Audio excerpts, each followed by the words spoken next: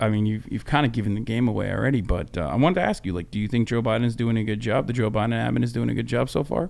Yeah, I do. Okay, I do. Do you feel like what are the areas of improvement though? I think. Can I amend that question? Do you think the general population thinks the Biden administration is doing a good job? I do. Yeah. Oh, fuck I do. yeah. I would say this. His approval ratings are insane. Sorry to cut you off. Yeah, no, they are. It's crazy. He's just like, not Trump. We're fucking good. And also on top of that, like, status quo. You know, status quo. It was like a built-in. It almost feels like how when Republicans take office, like they have. Oftentimes they have an economy that's been fixed and it's like pumped up so they can just like fuck it up. Yeah. This is the first time where like a Democrat is coming to office where it's like everything is stacked in his fucking favor. COVID, no matter which way we cut it, because of the vaccination programs, it's on its like tail and like we're past, like we're in a past COVID society, almost like we're working towards that. Even though Republicans are trying to fuck that up too. You bet. Yeah, you know, shouts out to COVID for Republicans. Like that was, and he's not Donald Trump, so there's like a built-in like 20-point bump that he was going to have regardless. Yeah, I would say that I don't think Joe Biden is doing a good job because I'm a low information voter. Like I agree. Like there are certain ways in which the deck was stacked in his favor, but I would say that like I was extremely nervous during the primaries about Joe Biden when he was saying things like Republicans were going to have an epiphany. I was nervous about... Or when he was sundowning.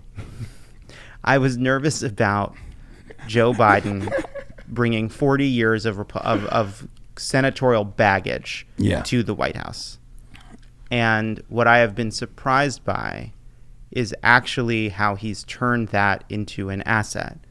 In that, because there is this understanding that Joe Biden was kind of dragged to a progressive position, that A, it represents the consensus, a new consensus, but also B, whenever he says something, it becomes the moderate position. Like that's a superpower that he has. That turning like that kind of baggage into a kind of like superpower, I think is a great aspect of his administration. He has the superpower of moms discovering social media, where it becomes like the norm, right? Yeah. Like when like Instagram becomes the old person's social media. Yeah, like he has that ability with politics. When the widowers discovered dating online. Yeah.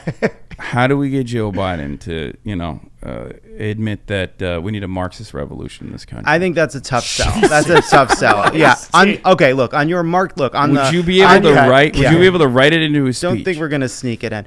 But the other thing I would say too is it's like okay, and then he comes in and he does these big pieces of legislation. He does the reconciliation bill without Republicans. When a lot of people told him to give up on that and try to find a bipartisan bill first, doesn't do that. He puts Lena Khan at FTC to fight antitrust. He puts Tim Wu as an advisor to kind of fight antitrust. Like that, those are hopeful signs to me. I'm not saying it is perfect. I'm not saying there are places where we don't need to push harder.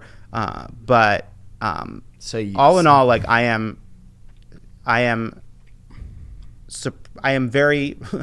relieved and glad as to where this administration is. 170 days in? Yeah. 170 days. We're talking about a $3.5 billion Bernie plan. Through the budget committee to kind of infuse all of these social programs. Like that's incredible. That we have moved so far. Yeah. I think he's done credit where credit's due. As far as executive actions goes, the recent executive actions that revolve around right to repair, huge fucking deal. Like that is a gigantic deal for red state farmers. Okay. Right to repair is a massive fucking deal for farmers. Like, there's no better way to immediately hit them where they care about. Net neutrality for most people. Banning non-competes. There's so much stuff in that order. That order is that order is being coupled. Why are we not hearing about it in the media? It's terrible. I feel like we are. I mean, we learned about it from the media. No, I know, but like it's never to the same degree as like critical race theory. Right? This is a very wonky crowd. We're back. We're back to the same boring fucking thing. There is no apparatus. Like we're talking about it. Like we had a great conversation with Katie Porter on Pod Save America about it. I'm using my space. Love her. But like I think part of it is there's this tension. They called it a non-compete.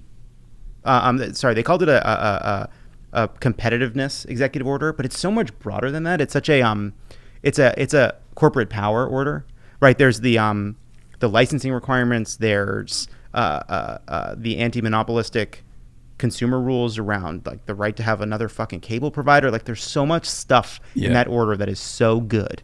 Yeah. According to the American Prospect, however, there's a downside to all of this. The executive actions are very good. There's plenty more executive orders that Biden could be working on, specifically as it pertains to like climate justice. And I think that there are definitely areas of improvement there that need to be done. But there are key positions that have not been staffed yet in the same committees and organizations and institutions that will be forcing these orders, like we'll be pushing through the consequences of these orders. So I don't know where we are there. I hope that it's not like another one of those like aesthetic focused, we're putting these executive orders together, but they're just going to die within the FCC. I think two things. I mean, maybe, sure. I mean, I think they're mindful of what happened when Obama issued a competitiveness order. Mm-hmm. And so I think that's why they're trying to be more specific and like really give guidance as to what the agencies should do. I think they are putting more progressive people in charge of those agencies. And then I think you also see at the same time, there's a couple of like antitrust bills moving through the House that are hopefully bipartisan, and that like hopefully bipartisan because I think it'll make them more likely to get through the Senate. I don't give a shit if they're bipartisan or not, but like especially because you like some of this antitrust stuff and some of this tech stuff, like it alienates like a bunch of Democratic representatives from California because they represent San Jose, they represent San Francisco, they represent some of these companies, or like a lot of people that work for these communists. Companies. Yeah, for sure. And so I'm hopeful that they can do some of this through legislation. I do think you're right. Like you will face, there will be pushback inside of the agencies. The other problem is the courts are fucking stacked, like completely stacked with like Bork, anti-competitive judges that will strike down a bunch of stuff. We don't know. We'll see. But it's hard. It's hard. Yeah, no, the American understanding of antitrust is so unique to me with respect to the rest of the world. I grew up in Turkey. Not great court system there, obviously. I'm not saying that, but like the rest of the world views antitrust, I feel like in a almost diametrically opposing viewpoint to the United States court system and like our justice system and also our legislative body, because like we care about antitrust as far as like the consumer can get cheap products. If you can get cheap products, we don't give a shit if it's a monopoly. And that's crazy to me. It's like antitrust is such a good example of so many other problems, which is like it is a problem that is right now a result of 40 years of like targeted conservative attention and widespread progressive apathy. Like progressive just didn't make this a centerpiece of their debates at all. Like we just didn't talk about it very much. Like the conversation among Democrats for a long time, it was around globalization and automation.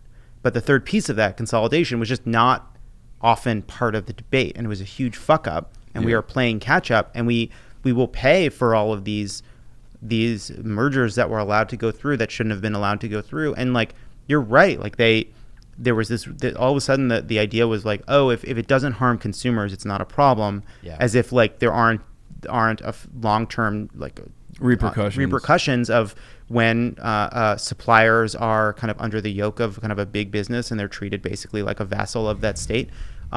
And by the way, a lot of times they don't fulfill their promises to consumers. So they say no, the consolidation will allow we will have efficiencies and we will pass on the savings to consumers. Right now, it is right now. The federal government is allowed to look back at mergers and say, did you meet your promises? When you said that this would lead to either lower costs or not increase costs, or that you wouldn't reduce competition, or whatever other promises you make, did you fulfill those promises? If they don't, they're allowed to unwind that merger, but that authority is never used. It's never used. So you're right. They made this consumer rule. It's about consumers. They don't even follow that rule. Airlines are a great example. The ISPs are a great example of this, obviously. Internet service providers, airlines, like anything and everything that you, the listener, absolutely despise in your fucking life because you have to pay like $58 for a bag or an additional $100 because you don't want to, or your internet goes down every day when you're trying to stream, or that, yeah, or when you go on an airplane and like if you want to breathe oxygen, you got to pay $100 extra. Sorry, like all that shit has happened as a consequence of consolidation, like as you mentioned, like mergers. I have a bar on Mars, in this part of Mars, that where the air is super fucking expensive, and they just keep raising the cost of air. And there are now more and more mutants all around me. Is this a Total Recall reference? It might be. Okay, this is amazing. The fucking, the government keeps raising the cost of air. Yeah. All right. I can barely run this business. Right. My soothsayer told me that my future is bleak. Yeah. I got Guado. Oh my God! Coming in. He's not paying his tab. Movie. I hope they make the Wicked version of Total Recall called Unrecalled, where it's just the other perspective, where he's like, I got this Austrian guy running around destroying my beautiful space station. Give them air. Oh man, that was beautiful. That went way over beautiful. My head. Have you not seen? You've not? I don't think I have. I'm saying it, dude.